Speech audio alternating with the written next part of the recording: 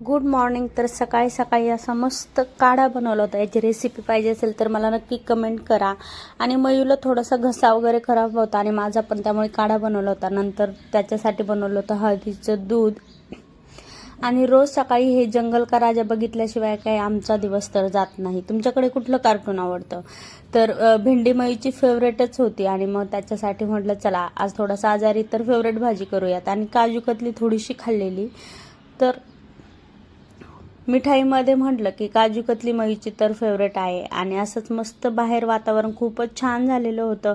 देवपूजा वगैरे सकाळीच केलेली होती, पण बघा पूर्ण घरामध्ये अंधार पडलाय. आणि दुपारी मस्त मुंबई पुणे मुंबई 3 मूव्ही लागला होता. तर पडदे वगैरे लावून मस्त असं अंधारामध्ये मूव्ही बघायला मला खरंच खूप आवडतं. आमच्याकडे काय पॉपकॉर्न नव्हते, मग आम्ही मखाना भाजले आणि त्याचाच आनंद घेत घेत मूव्ही बघितला.